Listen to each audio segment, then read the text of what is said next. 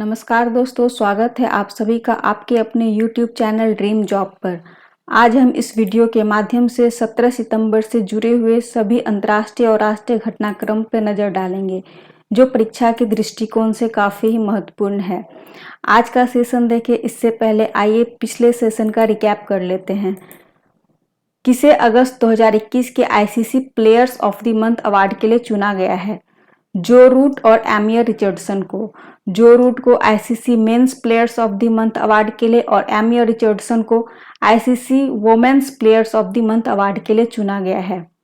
अंतर्राष्ट्रीय लोकतंत्र दिवस कब मनाया जाता है? अंतर्राष्ट्रीय लोकतंत्र दिवस 15 सितंबर को मनाया जाता है। स्वामी ब्रह्मानंद पुरस्कार 2021 से किसे सम्मानित किया गया? ये सम्मानित किया गया है आनंद कुमार को। हाल ही में राजा महेंद्र प्रताप सिंह विश्वविद्यालय की आधारशिला कहाँ रखी गई है? राजा महेंद्र प्रताप सिंह विश्वविद्यालय की आधारशिला अलीगढ़ में रखी गई है। राष्ट्रीय इंजीनियर्स दिवस कब मनाया जाता है? 15 सितंबर को। IOC द्वारा किस देश को 2022 बीजिंग शीतकालीन ओलंपिक से निलंबित कर दिया गया है? उत्तर कोरिया को। अजीज अखन्नोज को किस देश के नए प्रधानमंत्री के रूप में नियुक्त किया गया है? मोरक्को। ये अजीज अखन्नोज मोरक्को के नए प्रधानमंत्री के रूप में नियुक्त किए गए हैं।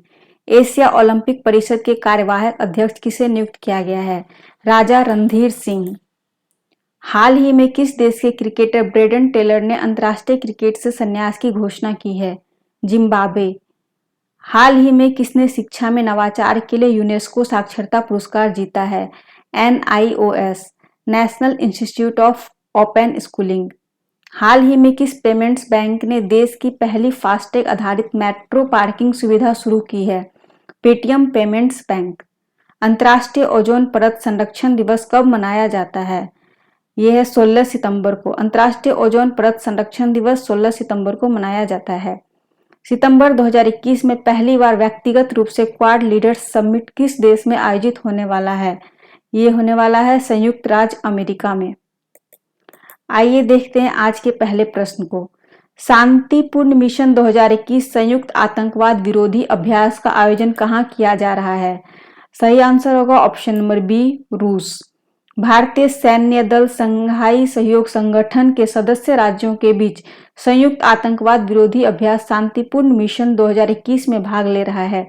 यह अभ्यास रूस द्वारा दक्षिण पश्चिम रूस के ऑरेनबर्ग क्षेत्र में 13 से 25 सितंबर 2021 तक आयोजित किया जा रहा है।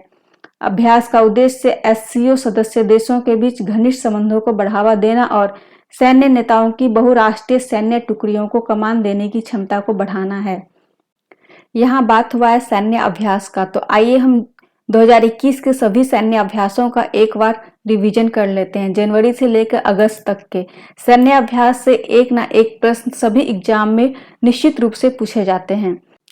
अभ्यास इंद्र भारत एवं रूस के मध्य हुआ था 1 से 13 अगस्त 2021 को वोल्गोग्राड रूस में तीनों सेनाओं के मध्य। कटलेस एक्सप्रेस 2021 ये 16 जुलाई से 6 अगस्त 2021 के मध्य केन्या में हुआ था नौसेनाओं के बीच। भारत और अमेरिकी सेनाओं के बीच एकीकृत द्विपक्षीय अभ्यास 2021 ये भारत और अमेरिका के बीच में हुआ था हिंद महासागर क्षेत्र में नौसेना एवं वायुसेना के मध्य। भारत यूरोपीय संघ नौसैनिक युद्ध अभ्यास भारत और यूरोपीय संघ के बीच में हुआ था अदन की खाड़ी में नौसेनाओं के बीच। वरुण 2021 भारत और फ्रांस के मध्य 25 से 27 अप्रैल 2021 को अरब सागर में नौसेनाओं के बीच में हुआ था। बर्ज प्रहार 2021 भारत और अमेरिका के बीच में बकलो हिमाचल प्रदेश में। डस्टलिक प्रथम भारत एवं उज्बेकिस्तान के बीच में चौबटिया रानीखेत उत्तराखंड में यह थल सेनाओं के बीच हुआ था। युद्ध अभ्यास desert flag 6 UAE, USA, Bharat, France, Saudi Arab, दक्षिण कोरिया और बहरीन के बीच अल दाफ्रा एयरबेस UAE में वायुसेनाओं के मध्य हुआ था। युद्ध अभ्यास 2021 भारत एवं अमेरिका के मध्य 8 से 21 फरवरी को राजस्थान में थल सेनाओं के मध्य हुआ था। एमफैक्स 21 ये 21 से 25 जनवरी 2021 को अंडमान और निकोबार द्वीप समूह में तीनों सेनाओं का संयुक्त सैन्य अभ्यास है। अभ्यास डेजर्ट नाइट 21 भारत एवं फ्रांस के बीच 20 से 24 जनवरी 2021 को वायुसेना स्टेशन जोधपुर में वायुसेना के मध्य हुआ था। आप इन सभी का स्क्रीनशॉट लेकर रख सकते हैं क्योंकि ये सभी एग्जाम के लिए काफी महत्वपूर्ण है। आइए देखते हैं अगले प्रश्न को। सड़क दुर्घटनाओं को कम करने में मदद करने के लिए आई रास्ते रोड सेफ्टी प्रोजेक्ट को किसने लॉन्च किया है? इसका सही आंसर होगा option number C, Nitin Gadkari. केंद्रीय सड़क परिवहन मंत्री नितिन गडकरी ने आर्टिफिशियल इंटेलिजेंस संचालित परियोजना का शुभारंभ किया। इस परियोजना यानी आई रास्ते को शहर में दुर्घटनाओं को 50% तक कम करने के उद्देश्य से महाराष्ट्र के नागपुर में एक पायलट आधार पर शुरू किया गया है। आई रास्ते इसका फुल फॉर्म होता है intelligent solutions for road safety through technology and engineering. प्रौद्योगिकी और इंजीनियरिंग के माध्यम से सड़क सुरक्षा के लिए बुद्धिमत्ता समाधान। अगला प्रश्न है, निम्नलिखित में से किस संस्थान ने अभी हाल ही में हिंदी दिवस के अवसर पर प्रोजेक्ट उड़ान की शुरुआत की है? आंसर है option number A, IIT Bombay. IIT Bombay ने 14 सितंबर 2021 को हिंदी दिवस के अवसर पर अपना प्रोजेक्ट उड़ान लॉन्च किया। प्रोजेक्ट उड़ान को उच्च शिक्षा के संस्थानों में शामिल होने के दौरान कई छात्रों द्वारा सामना की जाने वाली भाषा की बाधा को तोड़ने के उद्देश्य से शुरू किया गया है। अगला प्रश्न है, अभी हाल ही में किसे सीमा शुल्क अधिसूचित हवाई अड्डा घोषित किया गया है? इसका सही आंसर है ऑप्शन नंबर डी, कुशीनगर हवाई अड्डा। केंद्रीय अप्रत्यक्ष कर और सीमा शुल्क board central board of indirect taxes and customs CBIC ने कुशीनगर हवाई अड्डे को सीमा शुल्क अधिसूचित हवाई अड्डा घोषित किया है। इससे बौद्ध तीर्थयात्रियों सहित अंतर्राष्ट्रीय यात्री आवाजाही में भी आसानी होगी। सीबीआईसी के अध्यक्ष है एम अजीत कुमार और सीबीआईसी की स्थापना 1 जनवरी 1964 को हुई थी। अगला प्रश्न है, हाल ही में जारी टाइम की 100 सबसे प्रभावशाली लोगों की सूची में कितने भारतीयों को शामिल किया गया है? इसमें 3 भारतीयों को शामिल किया गया है, जिसमें नरेंद्र मोदी, पश्चिम बंगाल की मुख्यमंत्री ममता बनर्जी और सीरम इंस्टीट्यूट ऑफ इंडिया के सीईओ आदार पूनावाला शामिल है। अगला प्रश्न है, शून्य नामक अभियान किस संगठन द्वारा शुरू किया गया है? इसका सही आंसर है option number A, NITI Aayog.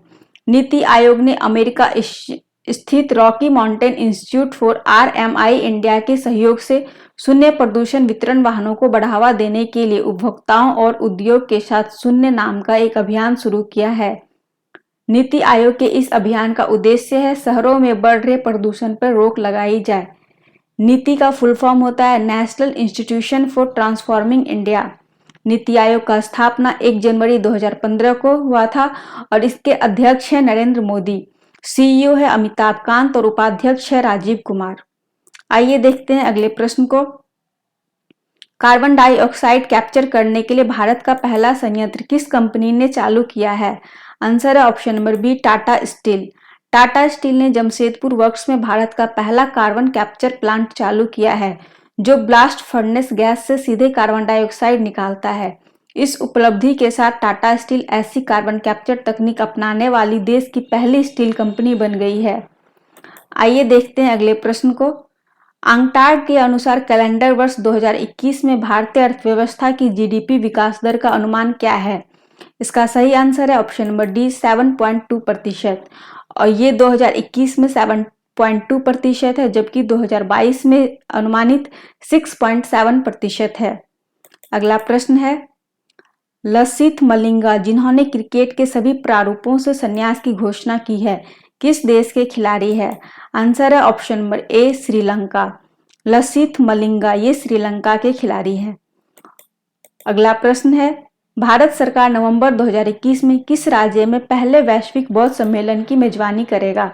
Answer है option number C, Bihar. Bharat 19 और 20 नवंबर को नालंदा बिहार में नव नालंदा महाविहार परिसर में पहली बार वैश्विक बौद्ध सम्मेलन की मेजबानी करेगा। यह भारतीय सांस्कृतिक संबंध परिषद द्वारा आयोजित किया जाएगा। अगला प्रश्न है, अभी हाल ही में कौन सी कंपनी ने भारत में कारों का उत्पादन बंद करने का निर्णय लिया है? इसका सही आंसर है option number B, Ford motor. Ford motor company ने घोषणा की है कि वह भारत में कारों का उत्पादन बंद कर देगी, क्योंकि वैश्विक ऑटो उद्योग आपूर्ति श्रृंखला व्यवधानों के कारण अर्धचालकों और अन्य घटकों की कमी से जूझ रहा है।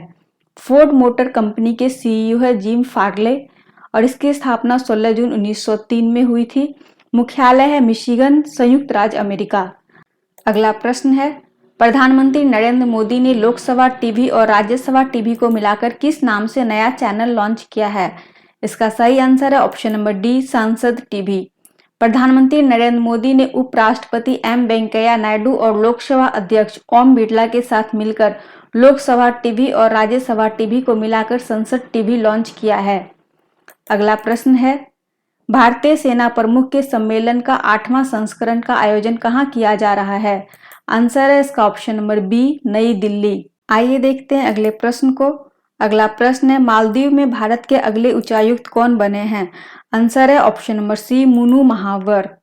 मालदीव की राजधानी है माले, मुद्रा है मालदीवियन रुपया और मालदीव की संसद का नाम है मजलिस।